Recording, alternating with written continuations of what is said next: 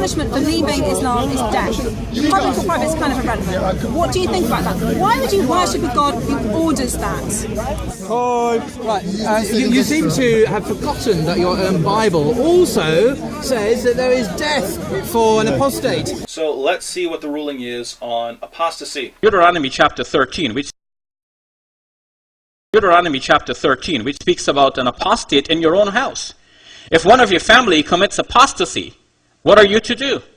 You are to be the first ones to stone the apostate in your own family.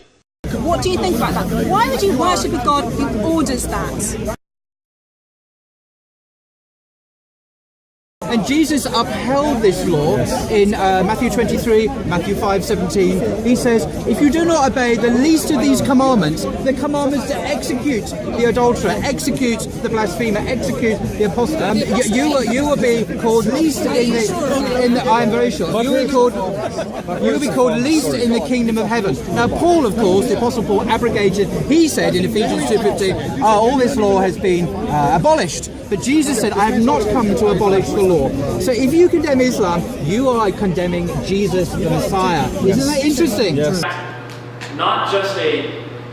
If you're not just a secularist with a little bit of Christian peanut butter on top, but if you really want the Word of God to form your worldview and the way you think, then you look at what happens in the Old Testament. And even if you continue to struggle with some things, one thing becomes very, very clear is that God is holy and He has wrath against sin.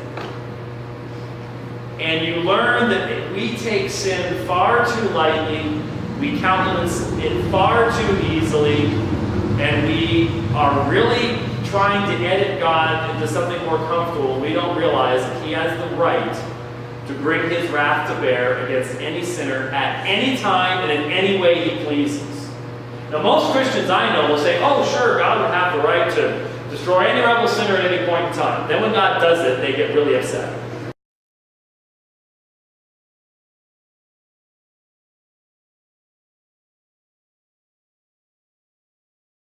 Exodus 21:20-21, if a man beats his male or female slave with a rod and the slave dies as a direct result, he must be punished, but he is not to be punished if the slave gets up after a day or two, since the slave is his property.